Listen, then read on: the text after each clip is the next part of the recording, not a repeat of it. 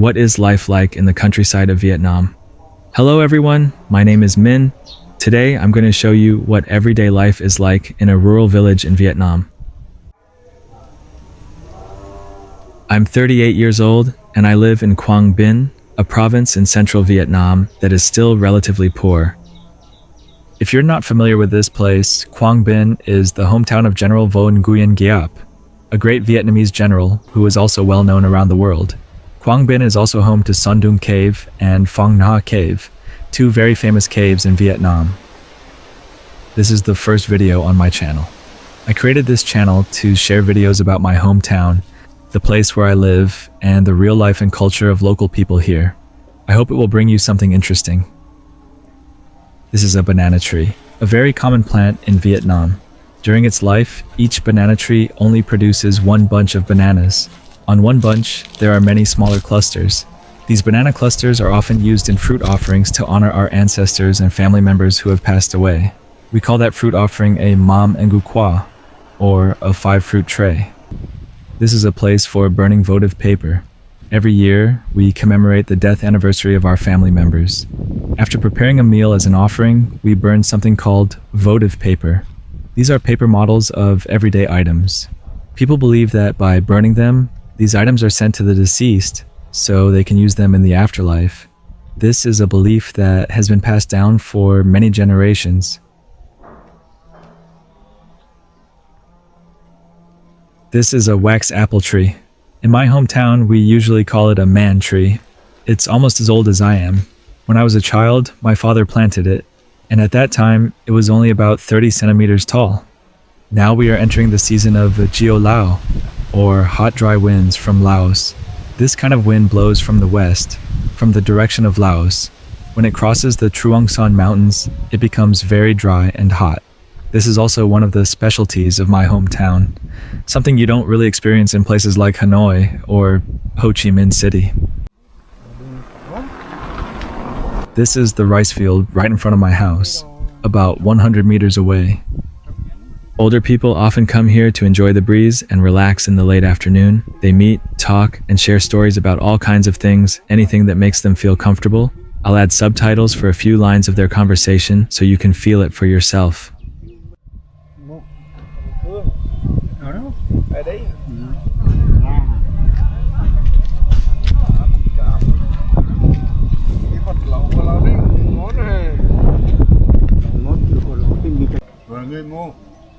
Ba Đôn Quảng Trung, cái quê hương của ông Đốc Thị Nguyên, cách nhau Đốc Thị Nguyên 2-3 nhà mình, đi chơi khai anh Trung. Chào bác. Thẳng ra. Dạ.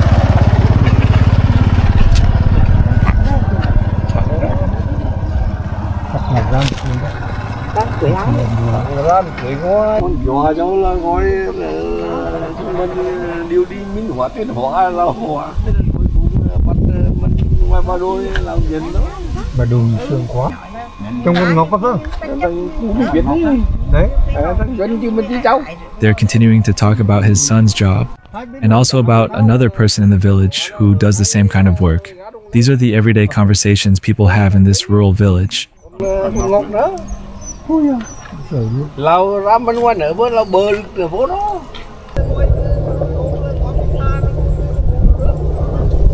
The people talking here are around 70 to 80 years old. They're enjoying the cool late afternoon, the quiet hours of rest at the end of the day. They live near my house in the same village as me.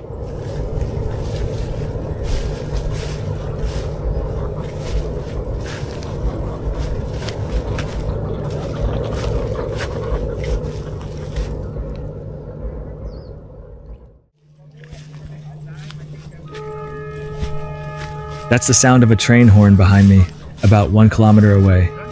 Anyone who has ever traveled by train from northern Vietnam to southern Vietnam has definitely passed through this area.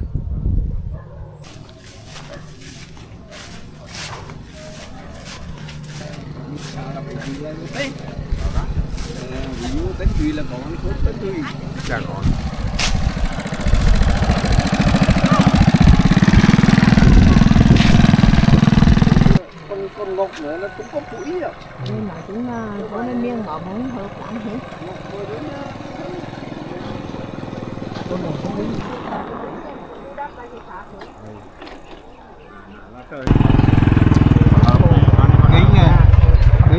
Far down the road, there's a boy flying a kite. It reminds me of my happy childhood. Maybe my childhood was even more fun than his is now. Back then we had so many fun traditional games to play. The conversation seems very lively and cheerful. This is a very distinctive part of village culture in Vietnam.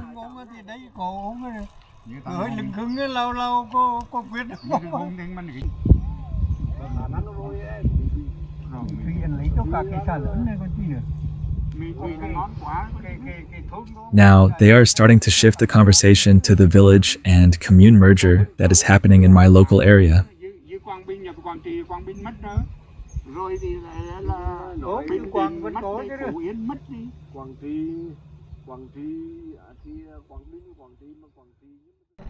This rice field was harvested a few months ago. The rice plants you see now grew back from the old rice stubble after farmers added more fertilizer. They were not planted from the beginning again. This is called ratoon rice. This kind of rice produces grains that are much more fragrant and softer than most of the rice sold on the market. In some areas, farmers will plant a second rice crop and harvest it before the stormy season arrives in a few months. But in some places, like where I live, people choose this method instead.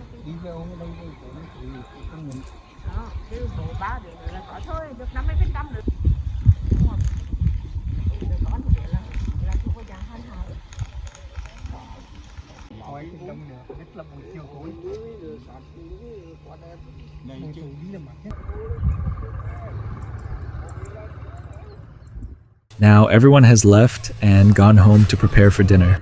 That is part of the daily routine for people in the area where I live.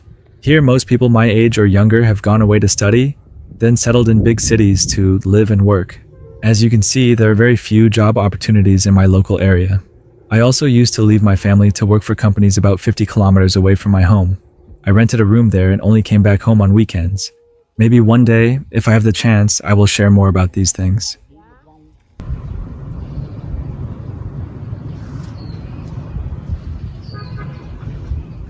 This is also a place in my hometown. About 3 kilometers from my house, I need to buy a few things now. So I'm taking this chance to record a few beautiful scenes here.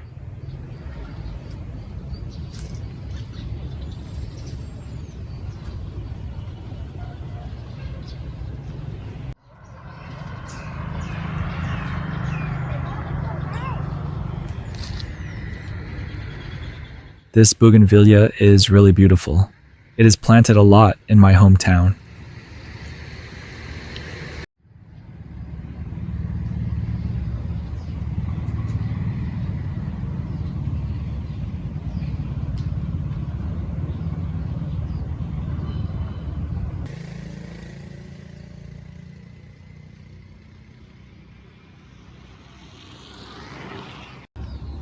This is a flame tree.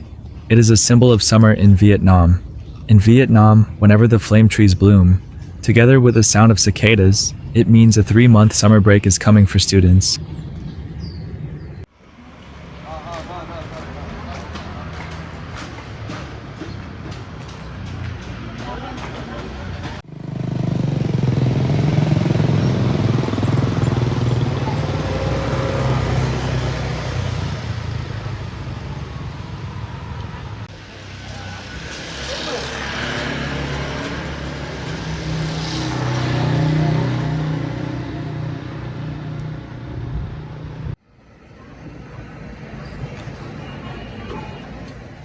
An elderly person is sitting in front of the gate, relaxing.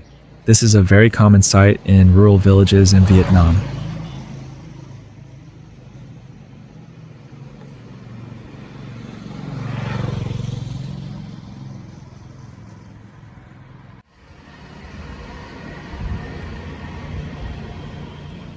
Traditional grocery stores are the most common places to buy things in rural villages in Vietnam. They are really convenient.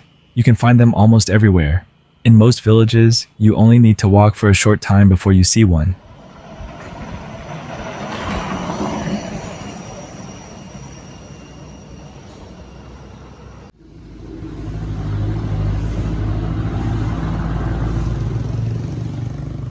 This woman has just finished selling her goods by the roadside. They were fish that she bought from wholesale dealers, and she was selling them right where I'm sitting and taking a short break.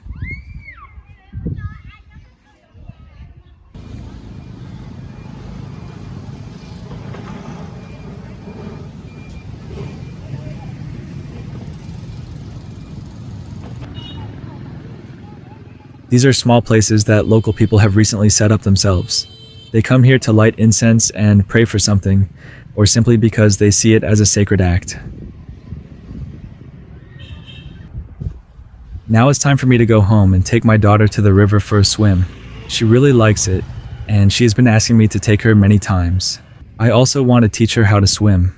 My hometown is a low-lying area, and it floods every year. The river water rises and spreads across the whole village where I live. So swimming is not only a very good sport, but also a way to protect yourself.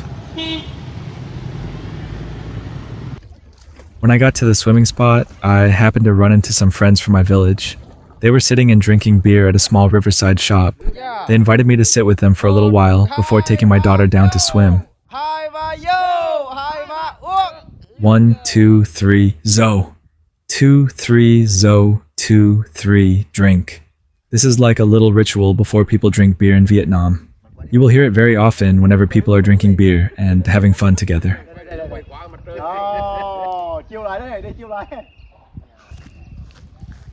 Now let's go down to the river with me and my daughter for a swim and some exercise after a terribly hot day in central Vietnam. The temperature can reach 40 degrees Celsius inside the house, and outdoors, at its hottest, it can be over 45 degrees.